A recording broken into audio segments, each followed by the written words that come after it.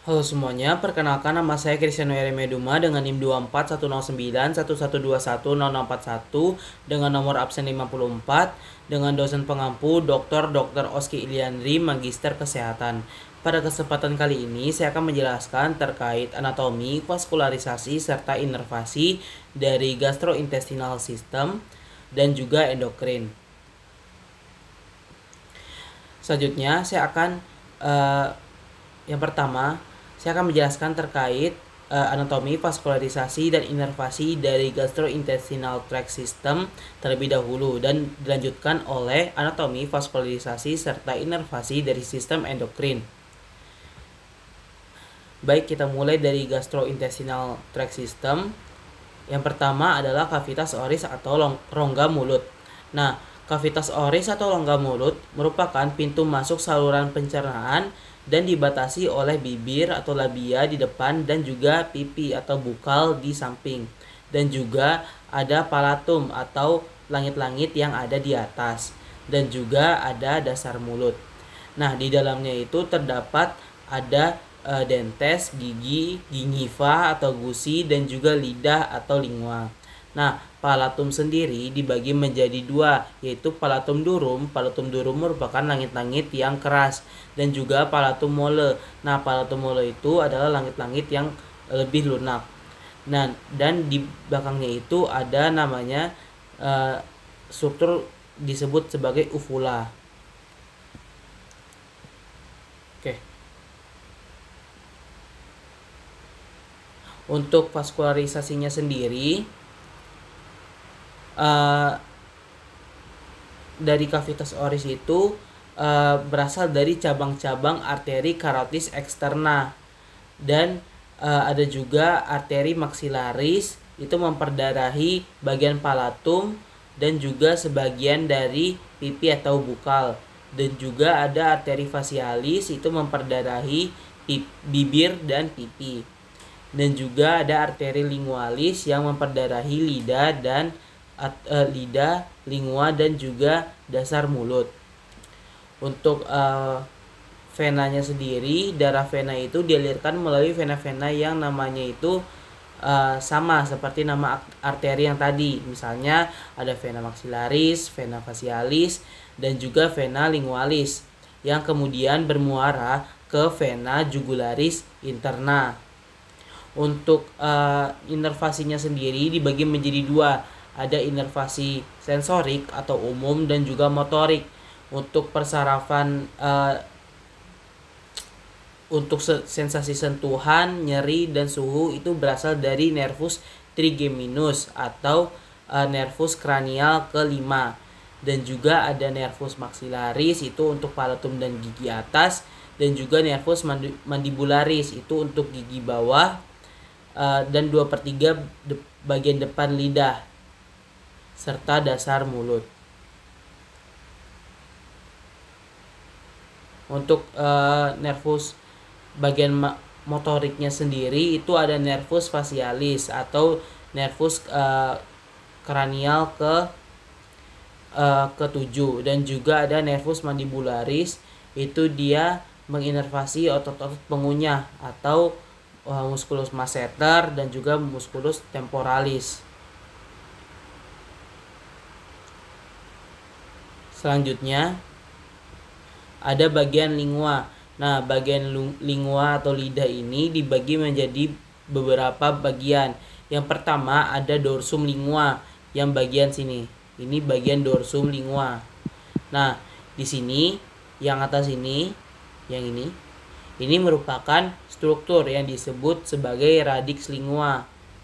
Nah, radix dan dorsum ini akan dipisah, ada pemisahnya yang disebut sebagai sulcus terminalis.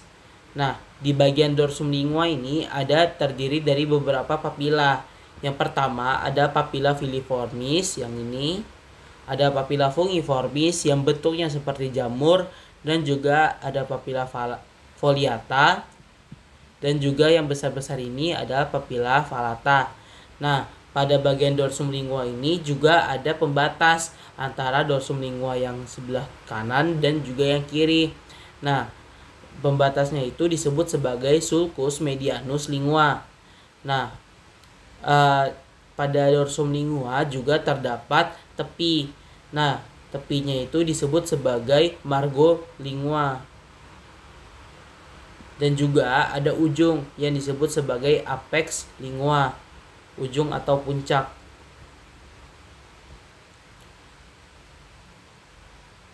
Nah, untuk vaskularisasinya sendiri itu suplai utamanya itu oleh arteri lingualis, sebuah cabang dari arteri carotis externa. Nah, untuk darah venanya itu dialirkan oleh vena lingualis yang bermuara ke vena jugularis interna. Serta inervasinya itu ada motorik dan sensorik. Untuk motorik sendiri itu diinervasi oleh nervus hypoglossus atau nervus ke-12. Nah, pengecualiannya itu kan untuk motorik sendiri itu untuk otot-otot ya. Kalau misalnya pengecualiannya itu ada di musculus palatoglossus yang diinervasi oleh nervus vagus atau nervus ke-10. Selain dari musculus palatoglossus, otot-otot di lidah itu semua dipersarafi oleh nervus hypoglossus atau nervus ke-12. Selanjutnya ada bagian sensorik. Nah, bagian sensorik itu terbagi menjadi dua, yaitu bagian 2/3 anterior. Bagian 2/3 anterior yang depan ini itu dipersarafi oleh nervus lingualis, cabang dari nervus mandibularis, serta bagian 1/3 posterior yang ini itu diinervasi oleh nervus glossopharyngeus atau nervus kranial ke-9. Lalu bagian paling belakang itu dipersarafi oleh nervus vagus atau nervus ke-10.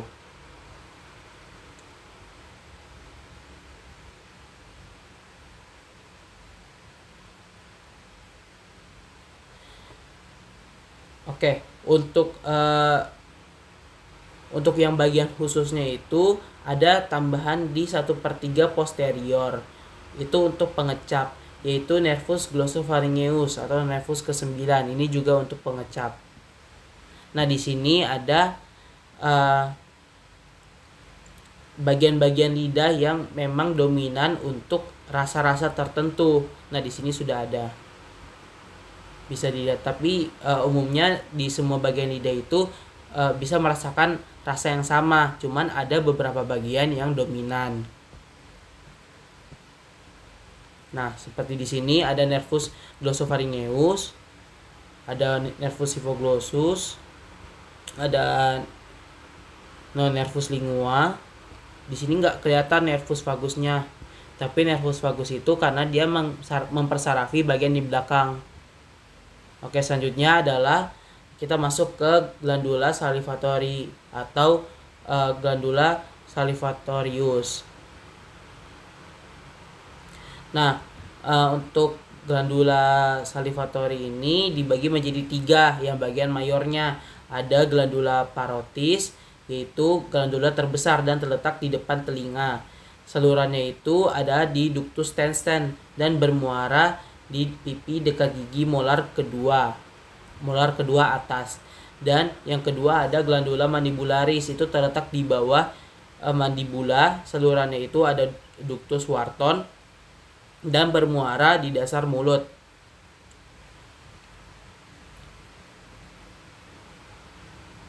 Seingatku itu namanya adalah karunkula submandibularis.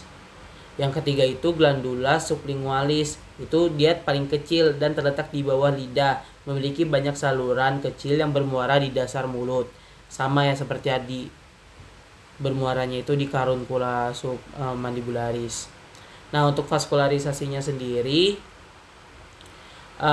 itu merupakan cabang-cabang dari arteri carotis externa seperti arteri facialis dan arteri lingualis. Untuk bagian glandula parotis sendiri itu divaskularisasi oleh arteri temporalis superficialis dan vena temporalis superficialis.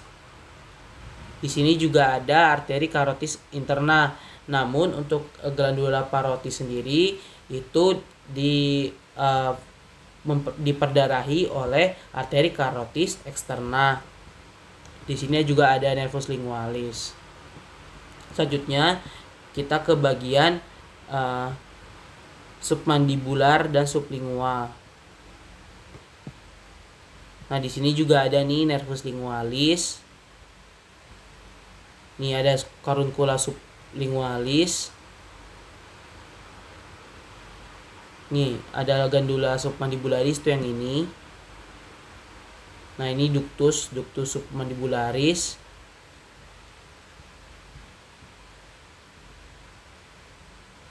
Ini di sini ada nervus lingualis. Ini ada nervus hypoglossus. Oh ya, tadi untuk muaranya sendiri itu bukan di caruncula submandibularis ya, diralat menjadi caruncula sublingualis.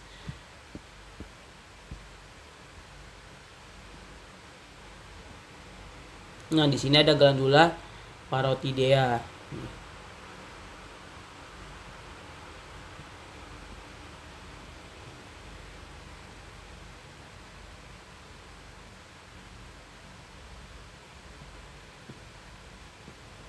Nah, di sini ada nervus lingualis lagi. Oke, selanjutnya kita ke bagian esofagus. Nah, esofagus merupakan tabung otot yang panjangnya itu kurang lebih 25 cm yang menghubungkan faring dengan lambung. Nah, itu terbagi menjadi beberapa pars. Ada esofagus pars cervicalis, ada esofagus pars thoracica, dan esofagus pars abdominalis. Nah, untuk vaskularisasinya sendiri untuk esofagus itu bagian cervikalnya itu oleh arteri tiroidea inferior. Itu untuk bagian cervikal, yang bagian ini itu diperdarahi oleh arteri tiroidea inferior. Selanjutnya untuk bagian torakal itu dari cabang-cabang esofageal dari aorta thoracalis, dan bagian paling bawah yaitu pars abdominal itu oleh arteri gastrica sinistra.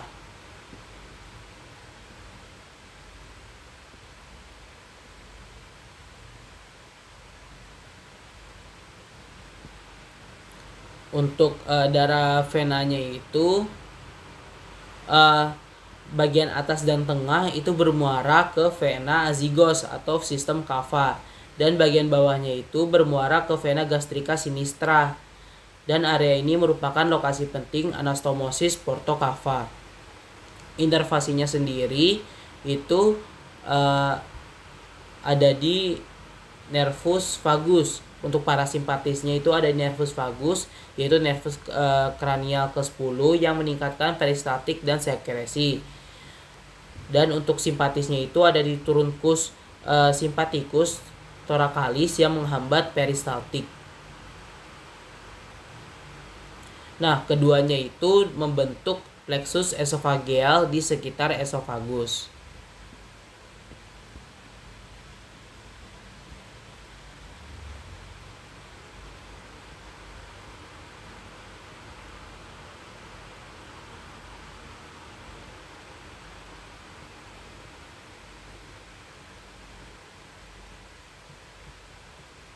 Oke, selanjutnya kita masuk ke lambung atau ke gaster.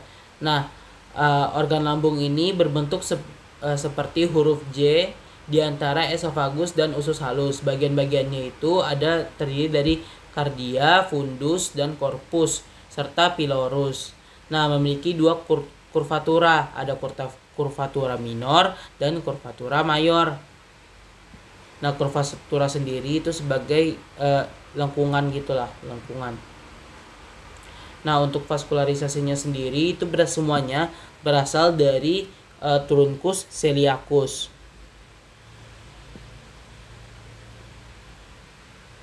Nih, semua itu berasal dari truncus celiacus yang ini. Nah, untuk arterinya sendiri, untuk kurvatura minor itu diperdarahi oleh arteri gastrica dextra et sinistra. Kalau curvatura mayor itu oleh arteri gastromentalis dextra et sinistra. Nah, untuk bagian fundusnya sendiri oleh arteri gastrica brevis atau cabang dari arteri splenica. Nah, untuk darah-darah venanya itu senama dengan nama arterinya seperti vena gastrica, vena gastromentalis, dan semuanya itu bermuara ke vena porta hepatica.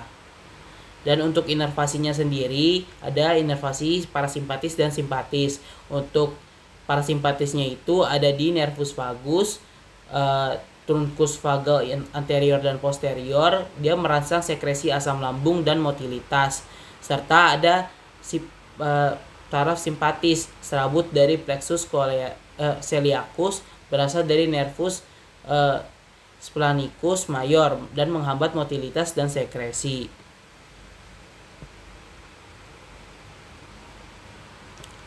Nah, ini bagian fundusnya ya, ini bagian fundusnya ke atas, itu bagian fundusnya, ini bagian curvatura minor, ini bagian curvatura mayor, dan ada bagian pylorus yang menghubungkan ke duodenum.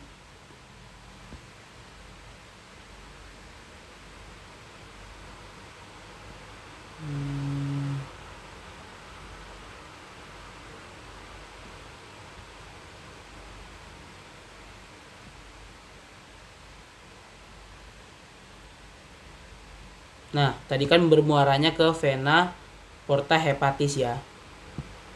Oke, kita lanjut saja ke bagian inervasinya. Oke. Tadi inervasinya itu ada di nervus vagus dan juga plexus celiacus ya.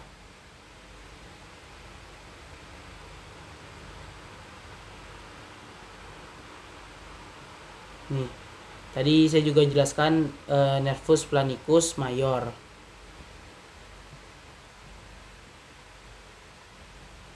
Oke, selanjutnya ada intestinum tenu atau usus halus. Nah, usus halus sendiri itu adalah tabung berliku sepanjang 6-7 meter, tempat utama pencernaan dan penyerapan, dan itu terdiri dari 3 bagian, yaitu duodenum, jejunum, sama ileum. Nah, duodenum itu bagian pertama, dan itu dia seperti huruf C. Dia itu menerima empedu dan getah pankreas, yang ini ya, yang ini bentuk seperti C. Nah, selanjutnya itu ada bagian jejunum atau bagian tengah, dan itu bagiannya itu lebih tebal dan vaskularisasinya itu tentunya lebih banyak. Selanjutnya ada bagian ileum atau bagian penyerapan, yaitu terhubung ke usus besar atau nanti berhubungan dengan sekum. Nah, untuk vaskularisasinya sendiri itu ada di arteri pancreatico-duodenalis superior dari arteri gastroduodenalis dan arteri mesenterica superior. Untuk bagian duodenum, bagian jejunumnya itu ada arteri jejunales dan iliales, cabang dari arteri mesenterica superior. Nah, untuk darah venanya sendiri itu dari vena mesenterica superior yang bergabung dengan vena splenica untuk membentuk vena porta hepatica.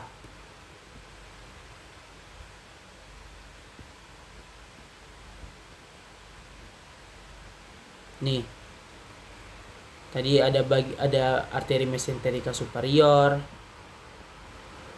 Nih ada arteria jejunales dan arteria iliales. Ini untuk bagian jejunum dan bagian ileum.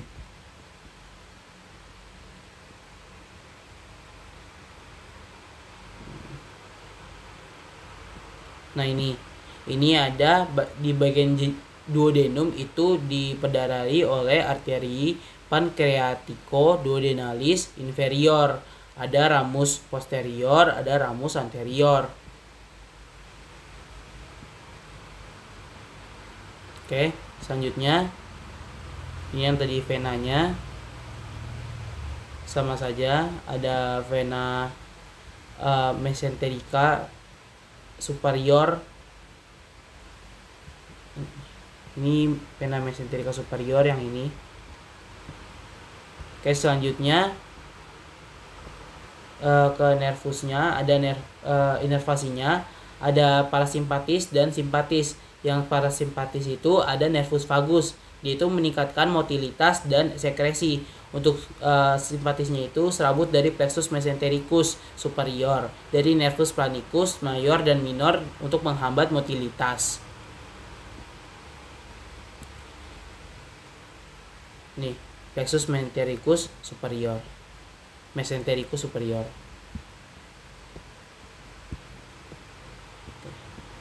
Selanjutnya ada intestinum crassum atau usus besar. Nah, usus besar sendiri itu terbagi menjadi beberapa bagian. Ada cecum, ada kolon ascendens, kolon transversal, dan kolon descendens, serta kolon sigmoid. Dan selanjutnya ada rektum. Nah, untuk vaskularisasinya sendiri itu arterinya ada di untuk dari cecum hingga 2/3 proximal kolon transversum cabang dari arteri mesenterica superior, yaitu arteri ilia colica, arteri colica dextra, dan arteri colica media. Untuk 1/3 distal kolon transversum hingga kolon sigmoideum itu dari arteri mesenterica inferior, yaitu colica sinistra dan arteri sigmoideae. Untuk darah venanya sendiri itu senama dengan arterinya, yaitu vena mesenterica superior dan inferior, yang keduanya itu bermuara ke dalam sistem vena porta hepatica. Untuk inervasinya itu ada parasimpatis dan simpatis. Nah, parasimpatisnya sendiri itu bagian proksimal sampai 2/3 kolon transversum, yaitu nervus vagus atau nervus kranial ke-10, dan bagian distal dari 1/3 kolom transversum ke bawah itu nervus planicus pelvicus. Untuk simpatisnya sendiri itu serabut dari plexus mesentericus superior dan inferior. Selanjutnya kita masuk ke rektum. Nah, bagian akhir dari usus besar itu panjangnya yang panjangnya itu 12 sampai 15 cm akan berakhir di kanalis analis. Nah, vaskularisasi dari rektum sendiri ada arteri rectalis superior, arteri rectalis media, dan juga arteri rectalis inferior, yaitu cabang dari arteri pudenda interna, dari arteri iliaca interna. Nih, ada arteri pudenda interna, ada rectalis inferior, ada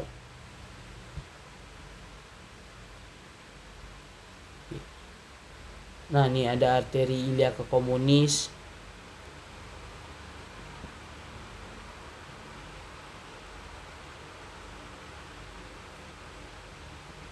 Oke, selanjutnya untuk inervasinya sendiri ada dari parasimpatis dan simpatis. Nah, parasimpatisnya itu nervus planicus pelvicus yang merangsang kontraksi untuk defekasi. Dan juga ada simpatis. Nah, simpatisnya itu adalah dari plexus hypogastricus superior dan inferior. Dan itu fungsinya untuk mempertahankan tonus dan relaksasi.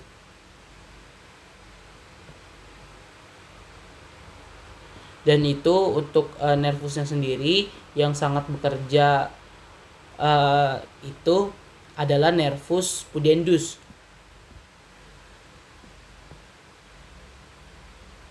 Selanjutnya adalah hati atau hepar. Nah, untuk hati atau hepar sendiri itu terbagi menjadi 2 lobus, yaitu lobus kanan dan lobus kiri. Serta fungsinya itu sangat vital, termasuk untuk metabolisme, detoksifikasi, dan produksi dari garam empedu. Nah, vaskularisasinya sendiri itu ada dari arteri hepatica propria, cabang dari tunicus celiacus, dan membawa sekitar 25% darah yang kaya oksigen. Serta darah venanya itu adalah dari vena porta hepatica, membawa sekitar 75 darah yang kaya nutrisi namun miskin oksigen. dari seluruh saluran cerna, lambung, usus, pankreas, dan limpa. Nah, muaranya sendiri itu adalah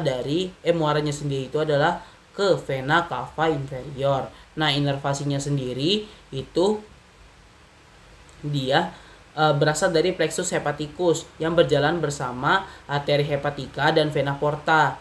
Nah, untuk parasimpatisnya itu dari nervus vagus atau nervus cranial ke-10 dan simpatisnya itu dari plexus celiacus. Selanjutnya ada organ spleen atau limpa atau lien. Nah, anatominya adalah ini merupakan organ limfoid terbesar. Nah, dia itu terletak di kuadran kiri atas abdomen dan di bawah diafragma. Fungsinya itu terkait sistem imun dan hematologi atau menghancurkan sel darah merah yang sudah tua. Nah, vaskularisasinya sendiri itu ada arteri spleenika linealis. Nah, itu merupakan cabang terbesar dari truncus celiacus.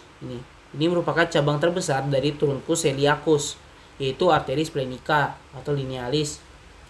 Dan juga darah venanya itu namanya sama, yaitu vena spleenika atau vena linealis, yang bergabung dengan vena mesenterica superior untuk membentuk vena porta hepatica. Nah, inervasinya sendiri itu menerima inervasi simpatis dari plexus celiacus, dan sabut ini bersifat vasomotor atau mengatur aliran darah. Nah, pada bagian spleen atau lien sendiri itu ada beberapa fasies. Ada fasies diafragmatika contohnya. Berarti itu dia mengarah ke diafragma. Nah, di sini juga ada beberapa ekstremitas, seperti ekstremitas posterior, ada ekstremitas anterior. Nah, ini tuh dia lebih tumpul, sedangkan ini tuh dia lebih tajam. Nah, di sini juga ada fasies visceralis atau fasies colica. Nah, di sini juga ada margo inferior dan juga margo superior. Nah, selanjutnya kita akan masuk ke sistem endokrin, anatomi, vaskularisasi, serta inervasi dari sistem endokrin. Yang pertama adalah pankreas. Nah, pankreas itu merupakan kelenjar ganda yang terletak di retroperitoneal di belakang lambung. Terdiri dari kepala, yaitu kaput, leher atau kolum, dan badan, korpus, serta ekor atau kauda. Nah, kepala dari atau kaput dari pankreas sendiri itu dia kayak dipeluk atau dipeluk atau berhubungan dengan duodenum. Nah, untuk vaskularisasinya sendiri itu pada bagian kaput terdiri dari arteri pankreatico duodenalis superior dan inferior. Untuk bagian badan dan ekor itu cabang-cabang pankreatik dari arteri spleenika.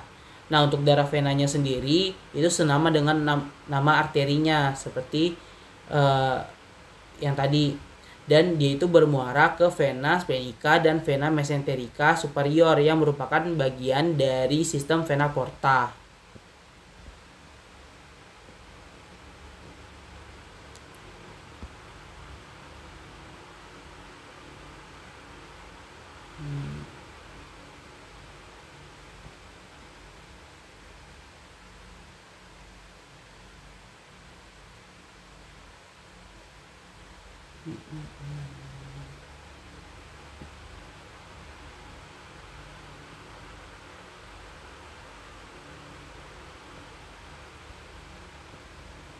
Oke, selanjutnya kita masuk ke inervasi.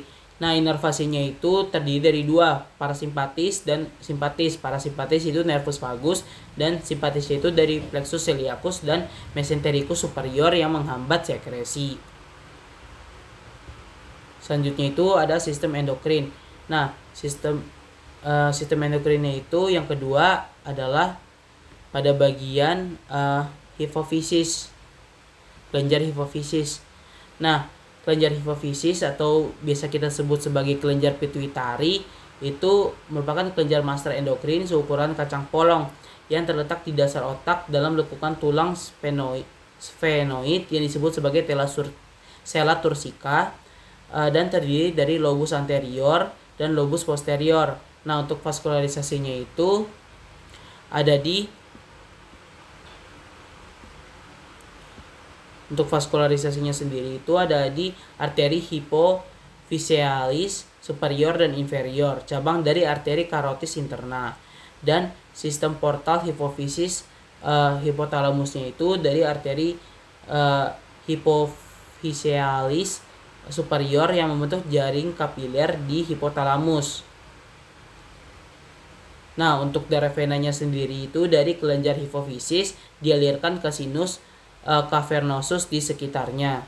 Nah, untuk inervasinya sendiri itu untuk lobus anterior di inervasi utama bersifat vasomotor dari serabut simpatis, kontrol bersifat hormonal melalui sistem portal. Nah, untuk lobus posterior itu bukan kelenjar sejati, ia merupakan ujung akson dari neuron di hipotalamus. Hormon itu dibuat di hipotalamus dan dilepaskan dari ujung akson di hipofisis posterior.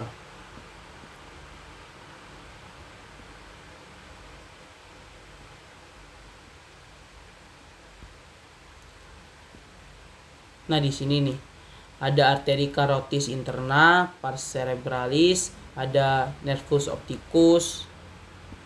Nih ada arteri karotis interna, pars cavernosa.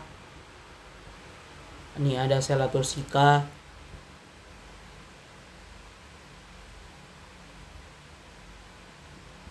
Nah, di sini ya bagian hipofisis tuh bagian sini. Ini adalah bagian hipofisis atau kelenjar pituitari.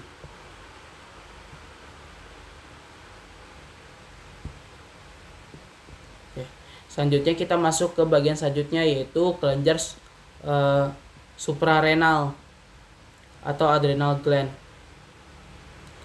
Nah, itu merupakan sepasang kelenjar yang terletak di kutub superior ginjal. Nah, terdiri dari dua bagian berbeda yaitu korteks terus medula. Dia yang bagian dalam. Dia memproduksi katekolamin. Nah, kalau bagian korteksnya sendiri itu dia memproduksi dari mineralokortikoid dan glukokortikoid dan juga androgen.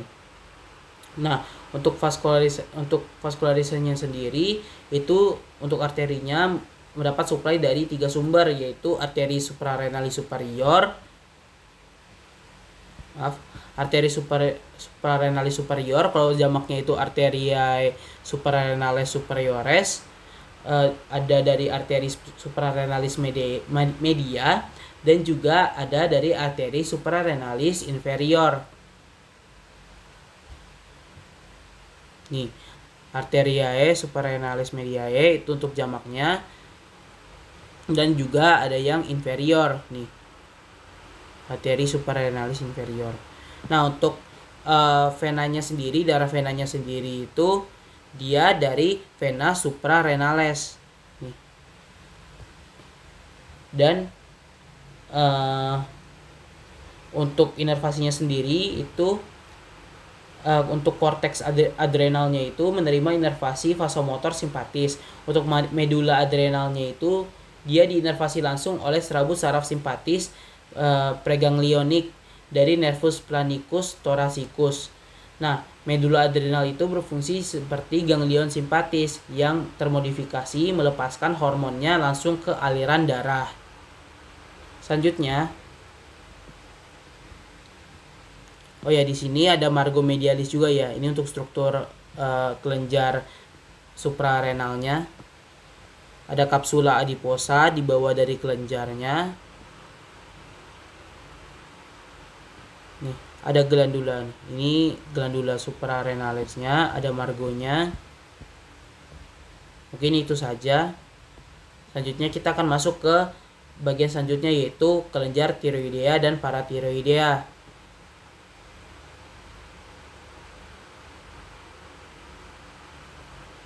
Nah, kelenjar tiroid dan paratiroid itu untuk tiroid sendiri, kelenjar berbentuk kupu-kupu di bagian depan leher, di depan trakea. Terdiri dari lobus kanan dan kiri yang dihubungkan oleh ismus, memproduksi hormon tiroid atau T3 dan T4 dan kalsitonin.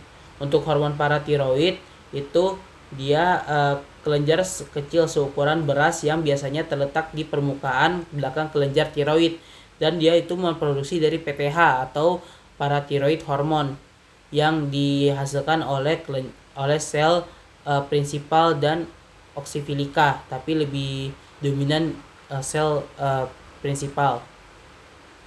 Nah, untuk vaskularisasinya sendiri itu dari arteri tiroidea superior, cabang pertama dari arteri karotis eksterna. Oke. Nah, ini arteri tiroidea superior yang bagian ini ya. Itu cabang dari arteri karotis eksterna. Selanjutnya itu ada arteri tiroidea inferior. Nah, itu cabang dari truncus tirocervicalis dari arteri subclavia. Nah, kelenjar paratiroid biasanya mendapat suplai darah dari arteri-arteri ini. Nah, terkadang ada arteri tiroidea ima dari arcus aorta. Nah, untuk darah venanya sendiri itu ada vena tiroidea superior dan media bermuara ke vena jugularis interna. Dan ada vena tiroidea inferior, itu bermuara ke vena brachiocephalica.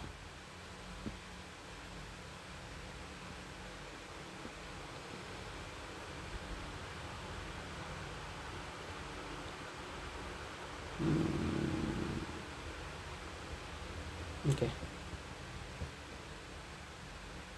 Nah, ini ada arteri tiroidea superior, ada inferior, ada arteri subclavia sinistra. Ini ada truncus tirocervicalis, ada nervus laryngeus recurrens dexter. Ini untuk inervasinya. Di sini juga ada nervus laryngeus recurrens sinister untuk inervasinya. Ini yang paratiroid ya. Oke, selanjutnya yang terakhir itu ada ovarium dan testis. Nah, untuk ovarium sendiri anatominya itu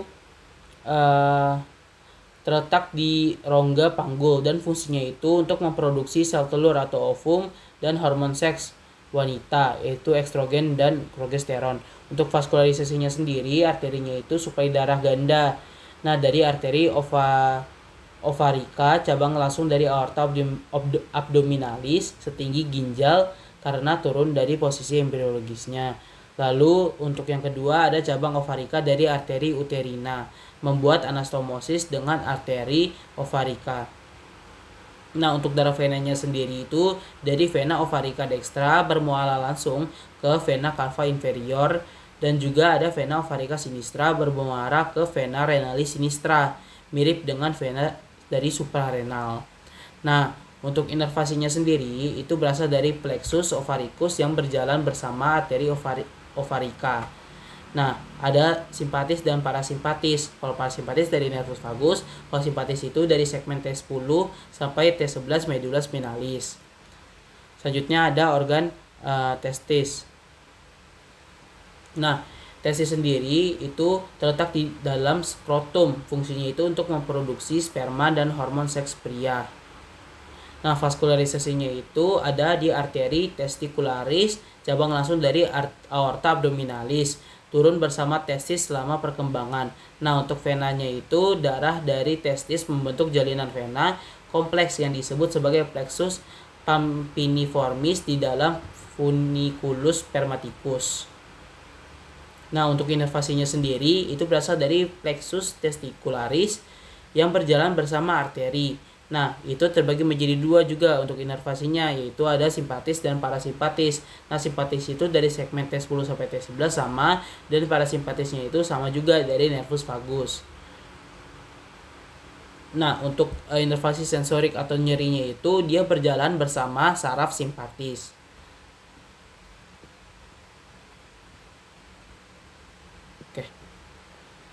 Baik, mungkin itu saja penjelasan anatomi, vaskularisis, serta inervasi dari